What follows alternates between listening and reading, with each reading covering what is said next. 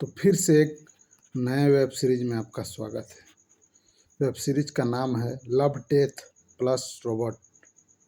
दोस्तों, इसका MD rating 10 में से 8.2 मिला है, जो कि science fiction, cyber punk, action thriller और डार्क क्रिएचर कॉम्बैट और 18+ है। और इसका क्या है ना कि ये रिवेंज, बदलाव और मशीन और इंसानों के बीच धुंधली रेखा, महिला सशक्तिकरण, कड़वे कुंद अंदाज में भरा हुआ है। दोस्तों, ये एपिसोड क्या होता है कि एक ऐसे भविष्य में जहां इंसान दैत्य जैसे जीवों को मानसिक रूप से कंट्रोल करके उनकी लड़ाई करवाते हैं, और वहाँ सोनोनी नाम की एक लड़की सबसे घातक फाइटर मानी जाती है, और वो एक दर्दनाक अतीत से गुजरी है।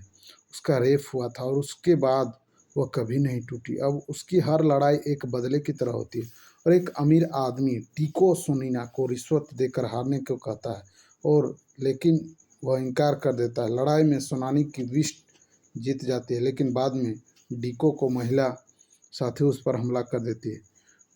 ट्विस्ट यह है कि सेनानी खुद इंसान नहीं बल्कि एक बायो इंजीनियर्ड प्राणी है, जो अपनी चेतना को एक बिस्ट में ट्रांसफर कर चुका है। और दोस्तों, मेरा धार भी मेरी शक्ति है और वह कभी कुंद नहीं होती। तो इन लोग ना एक इल्यूजन में जी रहे होते हैं, रोबोट लोग। तो आइए देखते हैं उन लोग इल्यूजन में कैसे जीते हैं और उन लोग को कैसे पता लगता है।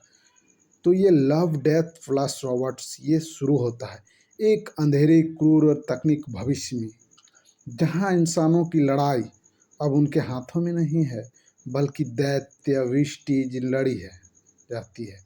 और इन विस्टीज की दुनिया एक रानी है जिसका नाम है सुननी। सुननी एक रहस्यमय योद्धा, ना झुकती ना डरती, लेकिन उसके भीतर एक दर्द छुपा है, ऐसा दर्द जिसे वह अपनी हार जीत के साथ दबाना चाहती है। लंदन के एक अंडरग्राउंड एरिना में पसीने, खून और चीखे गंध है। यहाँ केवल एक नियम है, मारो या मरो। सोनोनी ने मरने का इरादा कभी किया ही नहीं। उसके साथ है वेस, उसका तकनीकी साथी, और यूरिना उसकी रणनीति की मास्टर। तीनों एक मशीन की तरह काम करते हैं। सोनोनी अपने दिमाग में एक दैत्यकार क्रिएचर को कंट्रोल करती है और अपनी विस्ट। आज की लड़ाई किसी आम दुश्मन से नहीं है, बल्कि एक घातक खतरनाक विस्ट से है, ड्रपॉड। और इसके मालिक हैं डीको, एक अमीर और घमंडी इंसान जो सोचता है कि पैसे से हर किसी को खरीदा जा सकता है। लेकिन क्या होता है, डीको ने सोनोनी से कहा, अगर तुम ये फाइट हार जाओ तो तुम्हें एक नई जिंदगी दूंगा, पैसा, आराम, सब कुछ। लेकिन सोनोनी मुस्कुराई और उसकी आंखों में न लालच था न डर, बस एक आग थी। और उसके कहा कि मेरा धार ही मेरा शक्ति है और वो कभी कुंद नहीं होती।